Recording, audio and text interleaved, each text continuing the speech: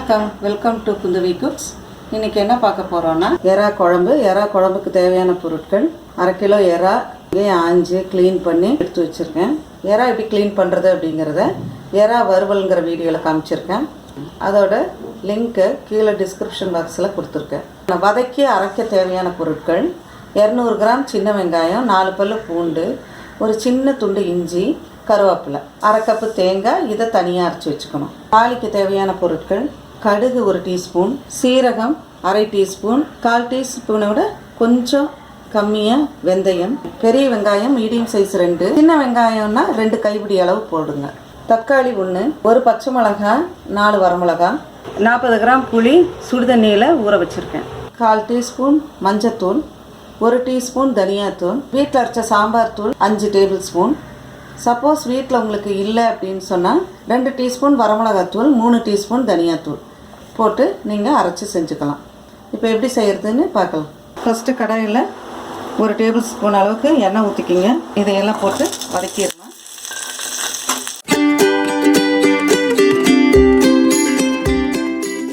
நம்ம லைட்டாக வதக்கினா போதும். ஏன்னா இது வந்து மறுபடியும் வதங்க போகுது. இந்த தேங்காய் வந்து நம்ம போடுறோன்னா மிளகா அந்த தனியாத்தூளை குறைச்சிக்கணும். தனியாத்தூள் எதுக்கு போடுறது அப்படின்னு சொன்னால் திக்னஸ்க்காக தான் நம்ம போடுறோம். அப்புறம் இப்போ நமக்கு வந்து உடம்புக்கு குளிர்ச்சி, அதுக்காகவும் உபயோகப்படுத்தணும். தக்காளியும் போட்டு அரைச்சிடணும்.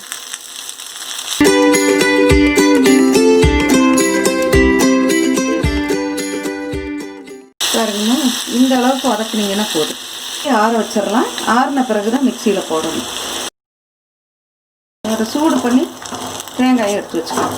எதுக்கு வதக்கி போடுறோம் அப்படின்னா, இப்போ உங்களுக்கு தண்ணியும் குழம்பு தனியாக நிற்கும். ஒரு சமயம் தேங்காய் தனியாக குழம்பு தனியாக நிற்கும். அதுக்காக நம்ம வந்து இந்த மாதிரி லைட்டாக வறுத்து போடணும். நம்ம வதக்கினதெல்லாம் ஆறுறதுக்குள்ளார புளியை வந்து நல்லா கரைச்சிட்டு வடிகட்டி எடுத்து வச்சுருக்கேன். சட்டியில் வந்து ஒரு 100 ml அளவுக்கு எண்ணெய் ஊற்றிருக்கேன். அதில் 1 டேபிள் ஸ்பூன் வந்து நல்லெண்ணெய் ஊற்றிருக்கேன். விருப்பம் இருக்கிறவங்க ஃபுல்லாகவே நல்லெண்ணெயிலையும் நீங்கள் தாளிச்சுக்கலாம். நான் வந்து 2 கலந்து தான் ஊற்றியிருக்கேன். எண்ணெய் காஞ்சிச்சு. கடுகை போட்டுட்டேன்.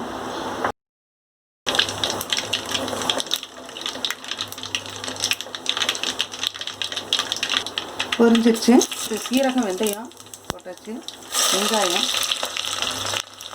பச்சை மிளகாய், வரமிளகாய், 2-3 பல்லு பூண்டு இருந்தது, அதையும் போட்டேன்.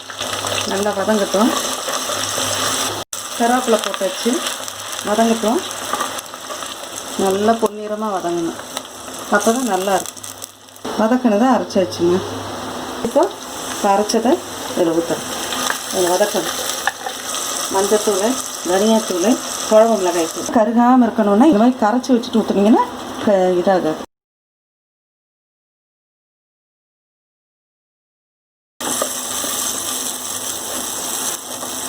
இப்போ அடுப்பை வந்து மீடியத்தில் வச்சுக்கோங்க. நல்லா வதங்கட்டும். எண்ணெய் வந்து நல்லா பிரிஞ்சு வந்துடும். இப்போ எறாவை போட்டுறோம். எறாலையும் தண்ணி இருக்கும், அதனால் நல்லா புளிஞ்சிட்டு போடுங்க.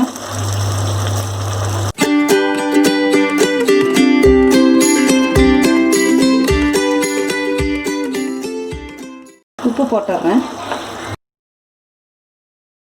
கொஞ்சம் நேரம் மூடி போட்டு மூடிடுறேன். வதங்கட்டும். ஸ்லோ ஃப்ளேமில் இருக்குது. 5 நிமிஷம் மூடி போட்டு பக்கத்துலேயே நின்னதுனால ஃபுல் ஃப்ளேமே வச்சுட்டு அதை நல்லா வதக்கிட்டேன். இடையில கையை நல்லா வதக்குங்க. ஒன்றும் ஆகாது. இது மற்ற மீனுன்னா உடஞ்சி போயிடும். அதனால் இதான் மீன் நல்லா வதங்கிடுச்சு. நல்லா இதாங்க இந்த மாதிரி உருண்டு ரவுண்டாகிடும். அதுதான் வதங்கினதுக்கு அடையாளம். இப்போ என்ன பண்ணுறேன், புளித்தண்ணி ஊற்றிடுறேன். கொதிக்கட்டும். மூடி வச்சிடறேன் கொஞ்ச நேரம். அதுக்குள்ளார நான் தேங்காய் அரைச்சிட்டு வந்துடுறேன். எப்பொழுதுமே காரம் வந்து எவ்வளோ புளி போடுறோமோ அதுக்கு தகுந்த மாதிரி தான் காரம் போடணும். இந்த எறா வந்து ஆரஞ்சு கலரானாலே வெந்துருச்சுன்னு சொல்லுவாங்க. இப்போ அரைச்ச தேங்காய் நல்லா நைஸாக அரைச்சி தேங்காய் ஊற்றிடுறேன். ரொம்ப தண்ணி ஊற்றிடாதீங்க. குழம்பு ரொம்ப தண்ணியாச்சுன்னா கொதித்து எறா வந்து ரப்பராட் ஆகிடும். இப்போ உப்பெல்லாம் பார்த்துக்குங்க. ஒரு 5 நிமிஷம் கொதிக்கட்டும். தேங்காய் போட்டு ரொம்ப நேரம் கொதிக்க வேண்டாம். எல்லாம் சரியாக இருக்குது. இப்போ 2 நிமிஷம் கொதிச்சிருச்சு. இப்போ நம்ம கேஸ் ஆஃப் பண்ணிடலாம். ஏன்னா சட்டியில் வந்து கொதிச்சுக்கிட்டே இருக்கும், அதனால நான் ஆஃப் பண்ணுறேன். நீங்கள் பாத்திரங்களில் வச்சிங்கன்னா ஒரு 3 நிமிஷம் 4 நிமிஷம் வச்சு ஆஃப் பண்ணுங்க.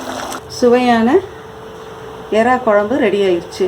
இந்த ரெசிபியை ட்ரை பண்ணி பார்த்துட்டு உங்களுடைய கமெண்ட்ஸை எங்களுக்கு போடுங்க. உங்களுடைய ஃபேமிலி ஃப்ரெண்ட்ஸுக்கு ஷேர் பண்ணுங்கள். குந்தவி குக்ஸ் சேனலை சப்ஸ்கிரைப் பண்ணி வச்சுக்கோங்க. கூடவே பெல் ஐக்கானை கிளிக் பண்ணிடுங்க. அப்போ தான் உங்களுக்கு நாங்கள் போடுற ரெசிபியினுடைய நோட்டிஃபிகேஷன்ஸ் தொடர்ந்து வந்துக்கிட்டே இருக்கும். மீண்டும் ஒரு புதிய ரெசிபியுடன் உங்களை சந்திக்கிறேன். நன்றி, வணக்கம்.